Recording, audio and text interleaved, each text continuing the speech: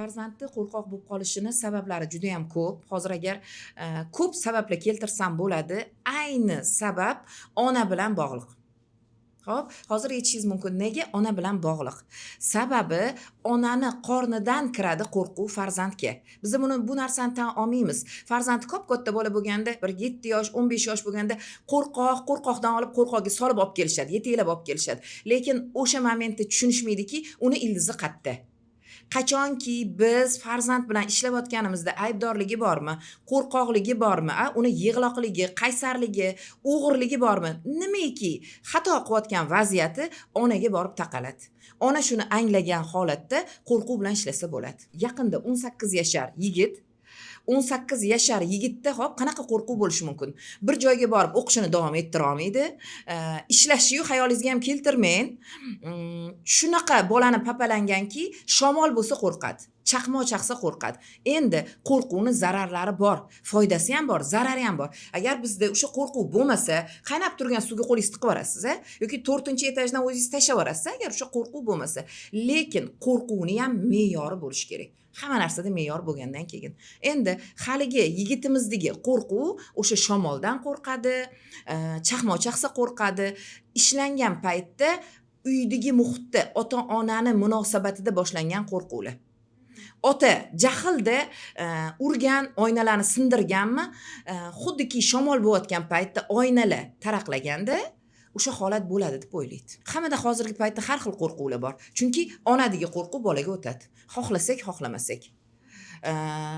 Ehtiyot bo'l, juda ham ehtiyot bo'l, mana bu narsadan ehtiyot bo'l deb ona ehtiyot qilgisi kelaveradi, lekin farzandiga qo'rquvni singdirayotganini onalarning o'zi tushunmaydi. Kelajakda farzandingizni lider bo'lishini xohlasangiz, biror bir kompaniyani xo'jayini bo'lishini, katta daromadga erishishini xohlasangiz, bolaligidan boshlab qo'rquvni me'yorga solishingiz kerak bo'ladi.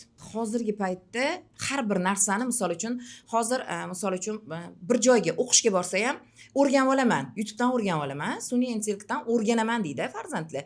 Lekin shu joyda aytib o'tish kerak, uni ham zararli hamda foydali taraflari bor. Agar biz sun'iy intellektdan foydali me'yorda foydalanganimizda ko'p narsa o'rgansa bo'ladi, lekin bu miyani dangasa qiladi. Misol uchun, oldin kitob olib o'qilgan, kitobni ochib o'qilgan, xatlar qog'ozga yozilgan, lekin hozir tayyor xatni ham yozib beradi. To'g'rimi? Hozir tayyor narsani qilib beradi. Bu farzandingizni dangasalikka ham olib keladi. Mana shunaqa holatlarda biza o'zini kerakli mutaxassislariga murojaat qilishga tavsiya beramiz. Misol uchun, sun'iy intellektdan bola foydalanadi. Nimadir savoli bor, foydalanmoqchi bo'ladi, lekin sun'iy intellektdan foydalangan paytida uni o'zini qarori bo'lmaydi, o'zini fikri bo'lmaydi. Qachonki inson rivojlanar ekan, o'zini fikri, o'zini qarori bo'lganida. Farzand o'zini fikrini bildirish uchun o'zida fikr bo'lish kerak-da, anglash kerak-da. U ChatGPT o'zini fikri-da, u bolani fikri emas. Bo'ldi, faqat shunga suyanib qoladi. Qarang, bola o'zini fikrini har doim bildirish kerak. Bola siz xohlayotganingizdek lider bo'lish kerak. Bola o'z fikriga ega bo'lish kerak. O'zi hamma joyda qilayotgan ishini hal qilib ketish kerak. Buni ota-onalarning hammasi xohlaydi. Xo'p, siz xohlayotgan farzandingiz endi sun'iy intellektdan foydalanadi. Sun'iy intellektning zararlari shuki, u o'zini fikrini bildira olmaydi. Nima savoli bo'lsa, faqat o'sha hozirgi paytda ChatGPTdan foydalanadi. Xohlagan YouTubedan bilib oladi ma'lumotni. Bolani o'zida ma'lumot bo'lmaydi. Bu farzandingizni dangasalikka olib keladi. Farzandingizni iqtidorini bilish uchun, undagi qobiliyatlarini, undagi imkoniyatlarini bilish uchun ona ko'proq e'tiborli bo'lish kerak bo'ladi. Men bu borada onalarga aytgan bo'lardim.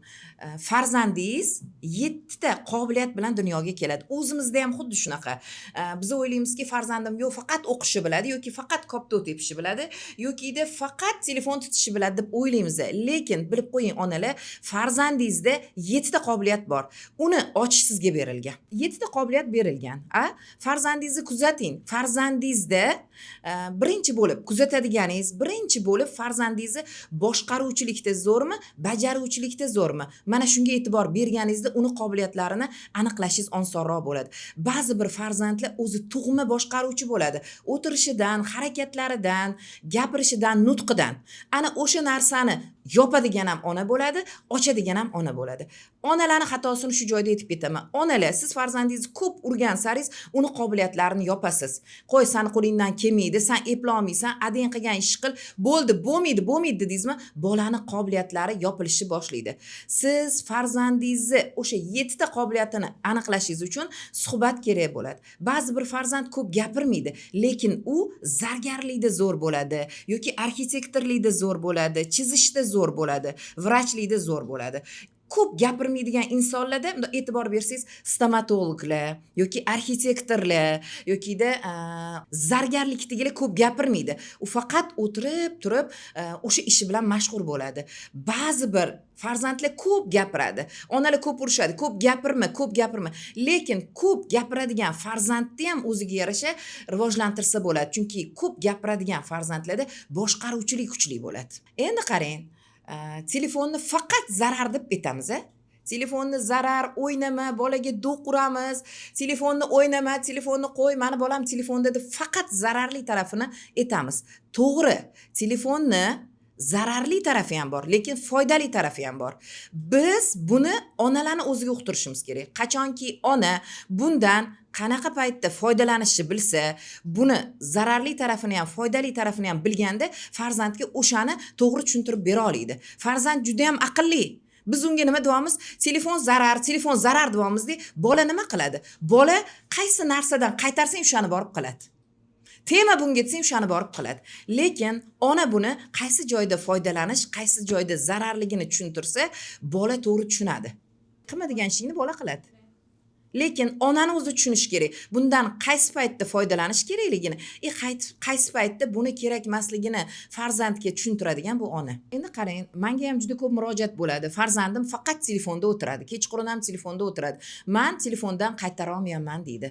Shu paytda aytaman, onalarni o'zi ozgina telefonni uzoqroqqa qo'yib, onani o'zi kitobni qo'liga olishni boshlasa yoki onani o'zi to'g'ri darsliklardan foydalansa, farzandni ham shunga yo'naltira oladi. To'g'ri, ba'zi bir farzandlar telefonga, internetga juda ham qiziqish kuchli bo'ladi, lekin onalar bu to'g'risida to'g'ri yo'naltira olmaydi. Agar siz ham farzandingiz haqiqatdan telefonga faqat yopishib olgan bo'lsa, suhbat qiling. Rostdan ham qiziqadimi? Kursga olib boring. Kurslarda telefondan to'g'ri foydalanish, kompyuterdan to'g'ri foydalanish, hozirgi zamonaviy bilimlarni o'rganish yo'llari bor. Hozirgi kunda men xuddi shunaqa onalarga Junior IT akademiyasini tavsiya qilgan bo'lardim. Farzandingizni qiziqishiga qarab turib, qanaqa qiziqishda bemalol yo'naltirilishadi. Faqat telefonda o'tiribdi demaysiz. U farzandingizni o'zini qobiliyatlarini ochish uchun kurslari bor. Sog'lom fikrli degan bo'ladi, qiziqish kuchli bo'ladi. Agar uni to'poloni bo'lsa ham kuchli bo'ladi.